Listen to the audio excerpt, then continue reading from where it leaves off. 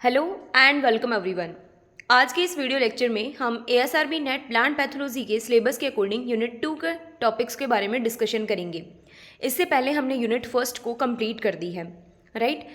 इस particular video lecture में हम देखेंगे कि मीडिया से क्या इंपॉर्टेंट क्वेश्चंस पूछे जा सकते हैं। इसके अलावा प्योर कल्चर कैसे करते हैं बैक्टीरिया और फंजाई का, कौन कौन से मेथड से, माइक्रो ऑर्गेनिज्म का प्रिजर्वेशन कैसे करते हैं, इनोकुलेशन मेथड्स कौन कौन से हैं, इसके अलावा आइडेंटिफिकेशन कैसे करते हैं किसी भी पर्टिकुलर पैथोजन का। देखो, सारी प्रोसेसेस इसमें इंक्लूड नहीं है, हमने उन्हीं पॉइंट्स को मेंशन किया है जिससे कि क्वेश्चन पूछे जाने की रिपीटेटिवली चांस रहते हैं या फिर प्रीवियस एग्जामिनेशन में यहाँ से क्वेश्चन पूछे गए हैं। जैसा कि सपोज सबसे पहले हम स्टडी करते हैं मीडिया के बारे में। मीडिया बेसिकली आप दो तरीके के पढ़ते हैं, अलग अलग बेसिस पर अलग अलग हो सकते हैं। जैसे उनके सिंथेसिस के बेसिस पे आपने synthetic media, semi synthetic media और नेचुरल मीडिया के बारे में पढ़ा होगा, राइट। उसी तरीके से एक उनकी लिक्विडिटी के बेसिस पे मीडिया का क्लासिफिकेशन है, सॉलिड मीडिया और लिक्विड मीडिया। यहाँ पर क्वेश्चन बेसिकली ये पूछा जाता है कि इन दोनों में क्या डिफरेंस होता है। तो देखो, जो सॉलिड मीडिया होता है वो सॉलिड क्यों होता है, क्योंकि उसमें अगार अगार रहता है या अगार अगार अप्लाई किया जाता है तब वो सॉलिड बनता है। और जिस मीडिया में अगार अगार नहीं होता है उसे लिक्विड मीडिया बोलते हैं, या फिर उसके लिए एक पर्टिकुलर टर्म यूज़ की जाती है जिसे हम बोलते हैं ब्रोथ। तो ये आपको याद रखना है कि ब्रोथ जो है वो हम लिक्विड मीडिया के लिए यूज़ करते हैं। अब देखो, अगार अगार और ऑब्लिगेट में लिखा हुआ है जिलेटिन, दोनों ही सब्सटेंसेस जो हैं वो मीडिया के सॉलिडिफिकेशन के लिए काम में आते हैं। लेकिन पहले के टाइम में नो डाउट कि जिलेटिन को यूज़ किया जाता था, पर इसके कुछ डिसएडवांटेजेस थे। एक तो ये एनिमल्स की बोन्स से प्राप्त किया जाता था, इसलिए थोड़ी सी जो इसकी अवेलेबिलिटी थी वो कम थी। दूसरा, जिलेटिन जो है वो थोड़े से हाई टेम्परेचर पे, यानी कि more than 35 degree Celsius temperature पर ये लिक्विड होना शुरू हो जाता है। यानी कि पूरी तरीके से जब टेम्परेचर ज़्यादा होता है तब ये सोलिडिफाइंग नहीं कर पाता मीडिया को। तो इसके रिप्लेसमेंट के तौर पर अगार अगार की डिस्कवरी हुई। तो अगार अगार जो है बेसिकली वो एक रेड एल्गी से प्राप्त किया जाता है जिसे सी वीड के नाम से बोला जाता है, दैट इज जिलेडियम, राइट। तो ये चीज़ें आपको याद रखनी है कि अगार अगार और जिलेटिन का क्या कॉन्सेप्ट है और सोलिडिफिकेशन के लिए कौन सा सब्सटेंस यूज़ किया जाता है, तो that is agar agar. Liquid media में ये नहीं होता है, तो लिक्विड मीडिया के लिए स्पेसिफिक टर्म दी जाती है जैसे ब्रोथ। अब देखो, जैसे एग्जाम्पल है पोटैटो डेक्सट्रोज। तो पोटैटो डेक्सट्रोज अगार अगर बोला जाएगा इट मीन्स कि वो सॉलिड मीडिया है, और अगर पोटैटो डेक्सट्रोज ब्रोथ बोला जाएगा इट मीन्स कि वो लिक्विड मीडिया है।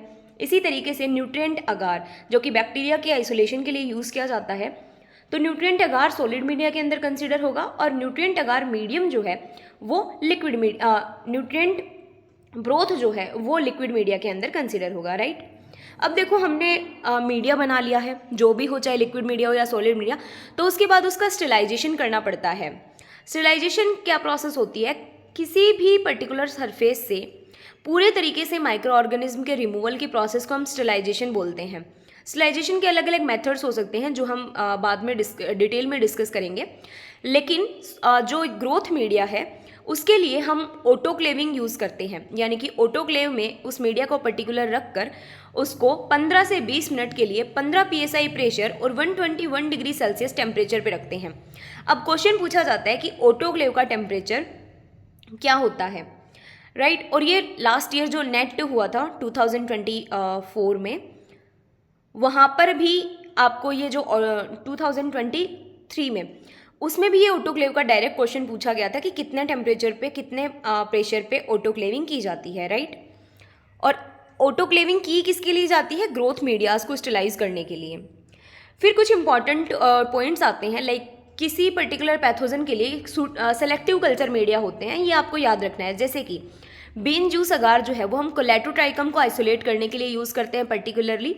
रेपसीड अगार जो है उसे फाइटोफथोरा स्पीसीज के लिए यूज़ किया जाता है, और पोटैटो सुक्रोज पेप्टोन अगार जो है वो जेंथोमोनास के लिए। इसी के साथ एक यहाँ पर आप किंग्स बी मीडियम याद रख सकते हैं जो कि पर्टिकुलरली सूडोमोनास फ्लोरेसेंस को आइसोलेट करने के लिए यूज़ करते हैं। तो ये कुछ स्पेसिफिक मीडिया होते हैं जो स्पेसिफिक टाइप ऑफ पैथोजन के आइसोलेशन के लिए रेस्पॉन्सिबल होते हैं, तो ये आपको ध्यान रखना है। फिर हमारी नेक्स्ट टॉपिक आता है pure culture of bacteria and fungi. देखो, हम क्या करते हैं, पहले जो पर्टिकुलर मेथड्स होते हैं, लाइक सबसे पहले कोई पर्टिकुलर फील्ड है, एक आइसोलेशन की एक पर्टिकुलर प्रोसीजर होती है। जैसे सपोज कि ये कोई फील्ड है, यहाँ पर ये प्लांट्स ग्रो हो रखे हैं, इनमें से 1 से 2 प्लांट जो कि इन्फेक्टेड हैं उनको हम कलेक्ट करेंगे, लेबोरेटरी में लेके आएंगे। लेबोरेटरी में लाने के बाद में हम इनको क्या करेंगे, पहले वॉश करेंगे ताकि इनके ऊपर जो डस्ट पार्टिकल्स हैं वो रिमूव हो जाए। उसके बाद जो इन्फेक्टेड प्लांट पोर्शन है, लाइक वो कोई लीफ हो सकती है या फिर वो कोई स्टेम का पोर्शन हो सकता है, रूट हो सकती हैं, जो भी इन्फेक्टेड पोर्शन है उसको, जैसे सपोज कि ये कोई लीफ है, यहाँ पर ये इन्फेक्टेड पोर्शन है और ये विदाउट इन्फेक्शन वो है पोर्शन है, तो दोनों को, यानी कि थोड़ा सा कट उसमें हेल्दी टिश्यूज़ का भी आए और थोड़ा इन्फेक्टेड का भी आए, इस तरीके से इसको छोटे छोटे पीसेस के अंदर काट लेते हैं, राइट। उसके बाद में इसको 3 प्रोसेसेस के अंदर वॉश करते हैं। पहली, इसको वाटर में, पेट्री प्लेट में वाटर लेके इसको वॉश करते हैं। सेकंड, इसको HgCl2 या अगर इसकी अवेलेबिलिटी नहीं हुई तो सोडियम हाइपोक्लोराइड NaOCl2 से इसको वॉश करते हैं। उसके बाद में वापस से इसको पानी में वॉश करते हैं, राइट। ये पेट्री प्लेट में पानी होता है। उसके बाद में जो हमने मीडिया बनाया है particular specifically for the different pathogens, जैसे कि ट्राइकोडर्मा को अगर आइसोलेट करना है, वैसे तो ये पैथोजन नहीं है, बेनिफिशियल बायो एजेंट है, पर अगर करना है तो इसके लिए ट्राइकोडर्मा सेलेक्टिव मीडियम अलग से आता है। तो इसी तरीके से जो भी आपने मीडिया बनाया उसमें आपको पर प्लेट के हिसाब से लगभग आप 2 से 3 ये जो पीसेस आपने बनाए हैं ये रख सकते हैं। उसके बाद में आपको पैथोजन की ग्रोथ देखने को मिलती है और उसके बाद आप जब हो जाता है कि ये आपके पैथोजन है, उसके बाद उसको प्यूरीफाई किया जाता है। तो यहाँ पर वही चीज़ मेंशन है कि वो जो प्यूरिफिकेशन है वो बैक्टीरिया और फंजाई का किस तरीके से किया जाता है। तो बैक्टीरिया के लिए 2 मेथड हैं बेसिकली, स्टिकिंग मेथड और पोर प्लेट मेथड, और फंगस के लिए सिंगल स्पोर आइसोलेशन और हाइफल टिप कल्चर जो है वो यूज़ किया जाता है। तो ये दोनों चीज़ें आपको ध्यान में रखनी है। बहुत बार पूछा जाता है कि हाइफल टिप कल्चर जो है वो कौन से पर्टिकुलर पैथोजन के लिए यूज़ किया जाता है, तो ये फंगस के प्यूरिफिकेशन के लिए यूज़ किया जाता है, राइट। नेक्स्ट हमारे आते हैं methods for detection of soil borne bacteria, fungi and virus, right. अब देखो हमें क्यों ज़रूरत पड़ी है डिटेक्शन करने की, क्योंकि बहुत बार जो सीड होता है, यहाँ पर हम बोर्न फंजाई एंड बैक्टीरिया, ये यहाँ पर सीड है ना कि soil, seed borne fungi bacteria and viruses के लिए देखो जब सीड में इन्फेक्शन होता है तो हम इनिशियल स्टेज पे आइडेंटिफाई नहीं कर पाते हैं कि ये पर्टिकुलर इन्फेक्शन किसकी वजह से है। तो उसके लिए हम डिफरेंट मेथड्स को यूज़ करते हैं उसके आइडेंटिफिकेशन के लिए। जैसे सपोज कि सबसे पहले हम पढ़ते हैं बैक्टीरिया के डिटेक्शन के लिए, सीड बोर्न बैक्टीरिया के डिटर्मिनेशन के लिए कि ये जो इन्फेक्शन हुआ है पर्टिकुलर सीड में ये बैक्टीरिया के कारण है, उसके लिए बहुत सारे मेथड्स हैं। अब क्वेश्चन कैसे पूछे जाएंगे, इसमें से जो भी इंपॉर्टेंट स्टार मार्क क्वेश्चंस हैं वो पूछे जाएंगे कि इस पर्टिकुलर बैक्टीरिया के लिए कौन सा आइडेंटिफिकेशन मेथड यूज़ किया जाता है, राइट। तो ये तो कुछ इंपॉर्टेंट मेथड्स हैं, आप ध्यान रख सकते हैं कि इसके लिए विजुअल एग्जामिनेशन किया जा सकता है। सेकंड जो है वो ग्रो आउट टेस्ट किया जाता है। देखो बेसिकली ग्रो आउट टेस्ट किस चीज़ के लिए किया जाता है कि जब सीड बोर्न डिजीज़ जो काफ़ी लंबा टाइम ले लेती हैं सिम्टम्स को एक्सप्रेस करने के लिए, उन डिजीजेस के लिए ग्रो आउट टेस्ट किया जाता है। तो आपको याद रखना है कि बैक्टीरिया के केस में हम जेंथोमोनास कंपेस्टिस, पैथोवार कंपेस्टिस जो कि ब्रेसिका स्पीसीज को इन्फेक्ट करता है, उसके लिए हम ग्रो आउट टेस्ट यूज़ करते हैं। ये एग्जाम्पल आपको ध्यान रखना है। नेक्स्ट एक इंपॉर्टेंट मेथड आता है that is phase plaque method, जिसमें हम बैक्टीरियोफेजेस को यूज़ करते हैं बैक्टीरिया के इन्फेक्शन को या बैक्टीरिया की प्रेजेंस को आइडेंटिफाई करने के लिए। ये आपको ध्यान में रखना है। तो बेसिकली होता क्या है, इसमें हम सीड के एक्सट्रैक्ट के साथ में कुछ नॉन फेज पार्टिकल्स को मिक्स कर देते हैं और उसको लगभग 25 to 26 डिग्री सेल्सियस टेम्परेचर पे 5 दिन के लिए रख देते हैं। उसके बाद कितने नंबर ऑफ प्लेग्स जो हैं जो फेजेस हैं वो मल्टीप्लाई हुए हैं उनको काउंट कर लेते हैं, राइट। तो इसका एग्जाम्पल है जेंथोमोनास ओराइजी, पैथोवार ओराइजी, ये आपको याद रखना है। बेसिकली सबसे पहला कि बैक्टीरिया का आइडेंटिफिकेशन, सीड बोर्न बैक्टीरिया का आइडेंटिफिकेशन हम ग्रो आउट टेस्ट से कर सकते हैं, जिसका एग्जांपल है जेंथोमोनास कंपेस्टिस, पैथोवार कंपेस्टिस जो कि ब्रेसिका स्पीसीज को इन्फेक्ट करता है। सेकेंड मेथड है इंपॉर्टेंट फेज प्लेक मेथड, जो कि जिसमें कि बैक्टीरियोफेजेस को यूज़ किया जाता है। ये भी पूछा जा सकता है कि निम्न में से कौन सा ऐसा मेथड है, which one of the following is the method in which the bacteriophages are used for the identification of seed borne bacteria, right. तो that is phage plaque method. Next कुछ बैक्टीरिया के ही मेथड है, like culturing on specific media. अभी हमने discuss किया कि specific media के ऊपर भी कल्चर करा के हम पर्टिकुलर बैक्टीरिया को आइडेंटिफाई करवा सकते हैं। जैसे कि किंग्स बी मीडियम हमने डिस्कस किया कि शूडोमोनास फ्लोरेसेंस के लिए पर्टिकुलरली ये वाला जो मीडियम है इसको यूज़ किया जाता है। दूसरा हमने पढ़ा था कि जो सुक्रोज पेप्टोन है उसको हम ज़ेंथोमोनास के लिए यूज़ कर सकते हैं। तो स्पेसिफिक मीडिया को यूज़ करना भी एक आइडेंटिफिकेशन का मेथड हो सकता है। फिर कुछ इम्यूनोडायग्नोस्टिक मेथड आते हैं, कुछ मॉलिक्यूलर मेथड्स आ सकते हैं। तो इम्यूनोडायग्नोस्टिक मेथड जो होते हैं उसके अंदर भी काफ़ी सारे मेथड्स जो हैं उनको सम्मिलित किया जाता है। जैसे कि अगर मैं एग्जांपल बताऊं तो एलिजा वगैरह जो हैं वो सारे मेथड्स इम्यूनोडायग्नोस्टिक मेथड के अंदर कंसिडर करते हैं। लेकिन आपको याद रखना है, एक इम्पॉर्टेंट पूछा जाता है कि फ्लो साइटोमेट्री, जिसके बारे में ये क्या चीज़ है हम किसी और वीडियो लेक्चर में डिस्कस करेंगे। यहाँ पर फिलहाल आपको याद रखना है कि फ्लो साइटोमेट्री जो मेथड है उसके द्वारा हम ज़ेंथोमोनास कंपेस्ट्रिस पैथोवार कंपेस्ट्रिस को आइडेंटिफाई कर सकते हैं सीड में। फिर नेक्स्ट आता है मॉलिक्यूलर मेथड्स। देखो मॉलिक्यूलर मेथड्स के अंदर हम पीसीआर को, डॉट ब्लॉट जो टेक्निक है उसको, इसके अलावा पीसीआर के अलग जो टाइप है मल्टीप्लेक्स नेस्टेड पीसीआर, इसी लेबोरेटरी टेक्निक या वाली यूनिट में हम आगे एलिजा और पीसीआर को डिटेल में स्टडी करेंगे। तो ये पीसीआर का एक टाइप है। आपको अभी फिलहाल के लिए इतना ध्यान रखना है कि पीसीआर वगैरह जो डॉट ब्लॉट टेक्निक्स वगैरह हैं ये मॉलिक्यूलर मेथड्स के अंदर कंसिडर की जाती हैं। और इनमें से एक मेथड आपको याद रखना है AFLP, जिसको इर्विनिया कार्टोवोरा के लिए यूज़ किया जाता है। एग्जाम्पल इंपॉर्टेंट है, यहाँ से क्वेश्चन पूछा जाता है। नेक्स्ट आते हैं identification of fungi and viruses. सबसे पहले वायरसेस को देख लेते हैं। देखो वायरसेस के लिए हम ड्राई सीड्स को एग्जामिन कर सकते हैं, ग्रो आउट टेस्ट कर सकते हैं। ये आपको ध्यान रखना है कि ग्रो आउट टेस्ट को वायरसेस के आइडेंटिफिकेशन के लिए मोस्ट वाइडली यूज़ किया जाता है, और इसका एग्जाम्पल है बीन कॉमन मोजेक वायरस। ये आप याद रख सकते हैं कि वायरसेस जो हैं उसके लिए इस पर्टिकुलर मेथड को सबसे ज़्यादा यूज़ किया जाता है। इसी के अलावा लेट्यूस मोजेक वायरस जो है वो भी इसका एक अच्छा इंपॉर्टेंट एग्जाम्पल है, पर एटलीस्ट आपको बीन कॉमन मोजेक वायरस याद रहना चाहिए कि ग्रो आउट टेस्ट से हम इसको आइडेंटिफाई करते हैं, राइट। उसके अलावा एक इम्पॉर्टेंट वायरस में आइडेंटिफिकेशन मेथड है, दैट इज़ इंडिकेटर होस्ट, है ना। इंडिकेटर होस्ट का मतलब होता है कि अगर वो होस्ट प्रेजेंट है इट मीन्स हम बोल सकते हैं कि ये वाला पैथोजन भी प्रेजेंट है। जैसे कि मैक्सिकन लाइम के लिए, मैक्सिकन लाइम जो है वो CTV का एक इंडिकेटर होस्ट है। CTV इज सिट्रस ट्रिस्टेजा वायरस, जो कि एक काफ़ी इंपॉर्टेंट वायरस है सिट्रस के प्लांट का। तो ये इंडिकेटर होस्ट आपको याद रखना है, डायरेक्टली क्वेश्चन पूछा जाएगा इंडिकेटर होस्ट फॉर CTV, और 4 ऑप्शंस रहेंगे, आपको मैक्सिकन लाइम चूज करना है, डायरेक्ट याद रखना है। इसके अलावा जो वायरल डिजीजेज हैं उनमें बहुत सारे कुछ इम्यूनोडायग्नोस्टिक मेथड, मॉलिक्यूलर मेथड्स वही जैसे PCR वगैरह, माइक्रो एरे वगैरह भी यूज़ किए जा सकते हैं। फिर आता है फंजाई के आइडेंटिफिकेशन। देखो विजुअल एग्जामिनेशन के लिए आपको ध्यान रखनी है कि purple seed stain of soybean, आपको पता है कि purple seed stain of soybean disease जो है वो सोयाबीन में लगती है, जो कि सर्कोस्पोरा किक्यूचिस के द्वारा कोज की जाती है ना। और इसी के साथ में एक और डिजीज़ लगती है सोयाबीन में, that is phomopsis seed decay. इन दोनों डिजीजेस में से आपको पर्पल सीड स्टेन तो अच्छे से ध्यान में रखनी है, इसका विजुअल एग्जामिनेशन के थ्रू हम फंजाई को आइडेंटिफाई कर सकते हैं। दूसरा मेथड होता है सीड बोर्न फंजाई को आइडेंटिफाई करने का, शॉक्ड सीड का एग्जामिनेशन। इसका एग्जाम्पल है पेडी बंट। पेडी बंट कौन कॉज करता है? नेउवेसिया होरिडा। इसके अलावा कुछ इंक्यूबेशन मेथड्स भी हैं जिनमें आपको ब्लॉटर मेथड ध्यान में रखना है। ब्लॉटर मेथड जो है वो बहुत बार पूछा जाता है कि किसके लिए यूज़ किया जाता है, तो फंगस के लिए यूज़ किया जाता है, इसका डायरेक्ट क्वेश्चन ये बनता है, राइट। इसके अलावा agar plate method, paper towel method, ये किस चीज़ के मेथड है आपको इतना पता होना चाहिए। तो ये सीड बोर्न फंजाई के आइडेंटिफिकेशन के मेथड्स हैं। इसके अलावा हम पर्टिकुलर पूरे फंजाई को यानी कि हूल एम्ब्रियो का एग्जामिनेशन करके भी फंजाई का पता लगा सकते हैं। जैसे कि ये जो मेथड है जिसमें हूल एम्ब्रियो को आइडेंटिफाई किया जाता है, ये बेसिकली ऑब्लिगेट पैथोजन्स के लिए होता है, जैसे कि लूज स्मट ऑफ वीट हो गया।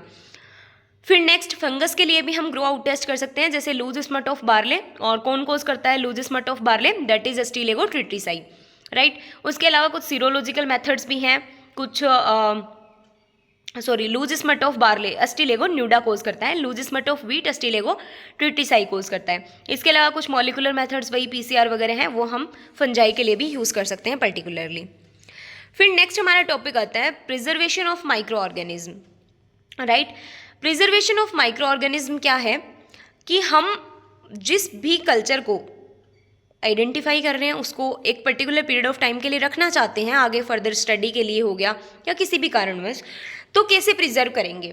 तो इसके काफ़ी सारे मेथड्स हैं, पर हम उन मेथड्स की या उन पॉइंट्स की चर्चा करेंगे जिससे एग्जाम्स में क्वेश्चन पूछे जाते हैं। तो प्रिजर्वेशन ऑफ माइक्रो ऑर्गेनिज्म में बेसिकली सबसे इजी मेथड आता है पीरियोडिक ट्रांसफ़र, यानी कि आप 1 से 2 वीक में एक पर्टिकुलर जो भी स्लांट या आपने पेट्री प्लेट में उसको प्रिजर्व करके रख रखा है उससे दूसरी नई स्लांट में ट्रांसफ़र कर दो, पीरियोडिक ट्रांसफ़र करते रहो। लेकिन ये बहुत चीप सोर्स है, लेकिन इतना आसान नहीं होता है। मतलब आप कितने दिन तक वो कर सकते हो, है ना। लगभग आप ट्रांसफ़र करके 6 से 8 महीने तक स्टोर करके रख सकते हो, वो भी एक पर्टिकुलर 5 से 8 डिग्री सेल्सियस टेम्परेचर पे, है ना। दूसरा आता है मिनरल ऑयल में प्रिजर्वेशन। मिनरल ऑयल में प्रिजर्वेशन का क्या मतलब है कि इसमें क्या करते हैं, जो भी पर्टिकुलर मीडियम हमें प्रिजर्व करना है उसको at least 1 centimetre deep sterile mineral oil से कवर कर देते हैं। जैसे कि इसको अडॉप्ट करते हैं शूडोमोनास सिरिंजी, पैथोवार फेजियोलिकोला एंड वेंचुरिया इनिकलिस, जो एप्पल स्केप का पैथोजन है इसके लिए। लेकिन आपको ध्यान रखना है कि मिनरल ऑयल जो है वो मेथड हम उन फंजाई के लिए यूज़ नहीं कर सकते जो कि एसिड को प्रोड्यूस करते हैं, फॉर एग्जांपल फ्यूजेरियम। ठीक है, मतलब आपको साफ साफ समझ आया तो बहुत अच्छी बात। अदरवाइज आपको याद रखना है कि मिनरल ऑयल टाइप का जो मेथड है उसमें हम मिनरल ऑयल को यूज़ करते हैं पैथोजन को फ्रीज करने के लिए या फिर उसको प्रिजर्व करने के लिए, और इन पैथोजेंस के लिए इसको यूज़ किया जाता है। वहाँ पर डायरेक्टली फैक्ट बेस्ड क्वेश्चन पूछे जाते हैं, राइट। नेक्स्ट आता है ड्राइंग। तो ड्राइंग की प्रोसेस में जैसे कॉक्लियोबिलस को किया जाता है, पर ये इतना इंपॉर्टेंट एग्जाम्पल नहीं है। नेक्स्ट आता है स्टोरेज इन स्टेराइल डिस्टिल वाटर। ये काफ़ी इंपॉर्टेंट है क्योंकि एग्रोबैक्टीरियम ट्यूमिनिफेशंस आप सभी को पता है हॉरिजॉन्टल जीन ट्रांसफर के लिए रेस्पॉन्सिबल है, और एग्रोबैक्टीरियम ट्यूमिनिफेशंस जो है वो और वर्टिसिलियम डहेली, इनको हम स्टेराइल डिस्टिल वाटर के अंदर स्टोर करके रख सकते हैं। इसके अलावा सिलिका जेल के का जो मेथड है ओरिजिनली वो परकिंस नाम के साइंटिस्ट के द्वारा 1962 में डेवलप किया गया था, और ये न्यूरोस्पोरा स्पीसीज़ के लिए डेवलप किया गया था। ठीक है, और इनको बेसिकली इस सिलिका जेल मेथड से बेसिकली उन तरीके की फंजाई को प्रिजर्व करके रखा जाता है जो स्पोरुलेटिंग फंजाई होती है ना। और इसके अलावा कुछ मेथड्स हैं जैसे कि हम सोइल के अंदर पर्टिकुलरली प्रिजर्व करके रख सकते हैं कुछ फंजाई को। जैसे कि आपको पता है कि सोइल के अंदर हम किसको प्रिजर्व करके रख सकेंगे, वही जो कि सेप्रोफिटिकली सोइल के अंदर सर्वाइव कर जाए। तो राइजोक्टोनिया और फ्यूजेरियम जैसी फंगस जो है उनको हम सोइल में, जैसे फ्यूजेरियम को तो 10 साल तक प्रिजर्व करके रखा जा सकता है सोइल में, और ये लो मेंटेनेंस वाला और सबसे चीपर मेथड भी हम इसको मान सकते हैं। फिर फ्रीजिंग में जैसे शूडोमोनास सिरिंजी पैथोवार टेबेसाई है, उसको लगभग -20 डिग्री सेल्सियस टेम्परेचर पे रख के आप टेम्परेचर जितना कम कर देते हैं उतनी ही पैथोजेंस की माइक्रोबियल जो मेटाबॉलिक एक्टिविटी होती है वो कम हो जाती है, उसकी वजह से उनकी ग्रोथ उनको प्रिजर्व करके रखा जा सकता है। नेक्स्ट इंपॉर्टेंट मेथड आता है लिक्विड नाइट्रोजन। इसका बड़ा क्वेश्चन पूछा जाता है, और लास्ट जो नेट का एग्जाम हुआ था उसमें भी क्वेश्चन पूछा गया था कि क्रायो प्रिजर्वेशन के लिए कितना टेम्परेचर पर्टिकुलर रिक्वायर्ड होता है, या क्रायो प्रिजर्वेशन का क्या टेम्परेचर होता है। तो उसका राइट आंसर था -196 डिग्री सेल्सियस। ये क्वेश्चन पूछा गया था। तो आपको याद रखना है कि लिक्विड नाइट्रोजन है उसमें हम क्या करते हैं, लिक्विड नाइट्रोजन का यूज़ करते हैं। लिक्विड नाइट्रोजन का टेम्परेचर कितना होता है, -196 डिग्री सेल्सियस होता है। इसमें कुछ क्रायो प्रोटेक्टेंट्स का यूज़ किया जाता है, जैसे कि 10 से 15% डाईमिथाइल सल्फोक्साइड एंड 10% ग्लिसरॉल जो है उसको यूज़ किया जाता है। लिक्विड नाइट्रोजन के थ्रू कौन से पैथोजेंस को बेसिकली प्रिजर्व किया जाता है, तो मैक्रोफोमिना और डिप्लोकार्पोन रोजी जो है उसको प्रिजर्व करते हैं। फिर नेक्स्ट प्रोसीजर आता है प्रिजर्वेशन का ही, that is lyophilisation. Lyophilisation basically देखो लो कॉस्ट मेथड है प्रिजर्वेशन का। इससे माइक्रो ऑर्गेनिज्म को लॉन्ग टर्म तक प्रिजर्व करके रखा जा सकता है। ये सभी तरीके के बैक्टीरिया को, याद रखिए, for all type of bacteria and many fungi, इसके थ्रू प्रिजर्व किए जा सकते हैं। ये करता क्या है बेसिकली, स्पोर वाटर कंटेंट जो होता है, यानी कि जो पैथोजन है उसके जो स्पोर्स बने हैं स्लांट में या जो भी प्रिजर्व्ड प्लेस है उसके स्पोर वाटर कंटेंट को कम कर देता है 2 से 3% वैक्यूम ड्राइंग की प्रोसेस से। इसीलिए इसको लायोफिलाइजेशन एंड वैक्यूम ड्राइंग के नाम से भी जाना जाता है। और उसके बाद में इसको ऑक्सीजन की एब्सेंस में स्टोर किया जाता है। जैसे कि इसके एग्जांपल्स हैं लाइक फाइटोफ्थोरा हो गया, पीथियम हो गया। इनको 2 साल के लिए हम लायोफिलाइजेशन की प्रोसेस के थ्रू प्रिजर्व करके रख सकते हैं। फिर हमारा नेक्स्ट टॉपिक आता है मेथड ऑफ इनोकुलेशन। देखो ये कोई बहुत ज़्यादा इंपॉर्टेंट तो नहीं है, लेकिन कुछ चीज़ें, कुछ पॉइंट्स ऐसे हैं जहाँ से क्वेश्चन बन सकते हैं, तो वो हम डिस्कस कर लेते हैं। देखो मेथड ऑफ इनोकुलेशन बेसिकली हम फंगल पैथोजेंस और बैक्टीरियल पैथोजेंस के लिए पढ़ेंगे। दोनों को यहाँ पर एक जगह मेंशन कर दिया गया है ताकि आपको पढ़ने में ये ईजी रहे। फंगल पैथोजेंस के लिए देखो इनोकुलेशन का अच्छा मतलब क्या होता है। देखो जब हम किसी डिजीज़ की स्टडी करना चाहते हैं, कोच पोस्टुलेट में हमने पढ़ा था इनोकुलेशन भी वहाँ पर एक पर्टिकुलर क्राइटेरिया था किसी भी पैथोजन को पैथोजन बोलने का, ठीक है। तो वही करना हमें, हम किसी भी पर्टिकुलर प्लांट को इन्फेक्ट कर रहे हैं यानी कि किसी पैथोजन को उसके अंदर इनोकुलेट कर रहे हैं, तो वो कौन कौन से मेथड्स के थ्रू हम प्लांट में इनोकुलेट कर सकते हैं। जैसे कि फंगल पैथोजेंस जो हैं उनके लिए हम leaf inoculation, seed inoculation, stem inoculation, soil inoculation वगैरह पढ़ते हैं। लेकिन इसमें सबसे इंपॉर्टेंट जो आपको याद रखना है वो है फंगल पैथोजेंस के लिए इन्फ्लोरेसेंस इनोकुलेशन। पूछा जाता है कि इन्फ्लोरेसेंस इनोकुलेशन जो है वो कौन सी पर्टिकुलर डिजीज़ के लिए सूटेबल है। तो ये सूटेबल है कर्नाल बंट ऑफ वीट के लिए। अब आपको पता है कर्नाल बंट ऑफ वीट कौन कोज करता है, नेओविसिया इंडिका करता है। तो इसके लिए इन्फ्लोरेसेंस इनोकुलेशन किया जाता है, आप याद रख सकते हैं। नेक्स्ट आता है बैक्टीरियल पैथोजेंस। बैक्टीरियल पैथोजेंस के लिए हम leaf tip clipping, leaf injection, pin prick method. अब पिन प्रिक मेथड थोड़ा नया है, क्वेश्चन डायरेक्ट पूछा जा सकता है कि पिन प्रिक मेथड कौन से पर्टिकुलर पैथोजेंस के लिए इनोकुलेशन के लिए इनोकुलेशन मेथड है। तो ये बैक्टीरियल पैथोजेंस के लिए है। और बैक्टीरिया में भी अगर हम एग्जांपल दें तो ज़ेंथोमोनास एक्सोनोपोडिस और पैथोवार प्यूनिकी और ज़ेंथोमोनास सिट्राई दोनों के लिए यूज़ किया जा सकता है। यानी कि पोमेग्रेनेट और सिट्रस दोनों में जो बैक्टीरियल डिजीज़ लगती है उसके लिए हम यूज़ कर सकते हैं। उसके अलावा स्प्रेइंग भी इसका एक मेथड हो सकता है, रबिंग मेथड भी हो सकता है, सॉइल इनोकुलेशन भी हो सकता है। अब सॉइल इनोकुलेशन याद रखें क्योंकि आपको फंगस के केस में तो पता होता है कि जो भी सेप्रोफिटिक फंगस हैं जैसे कि फ्यूजेरियम हो गया, राइजोक्टोनिया हो गया, उनके लिए हम सॉइल इनोकुलेशन मेथड को यूज़ कर सकते हैं फंगल पैथोजेंस में। लेकिन बैक्टीरियल पैथोजेंस का ज़्यादातर ध्यान नहीं रहता है, इसलिए सॉइल इनोकुलेशन में आपको याद रखना है कि राल्स्टोनिया सोलेनेसीरम जो है उसको सॉइल इनोकुलेशन के थ्रू इनोकुलेट किया जा सकता है।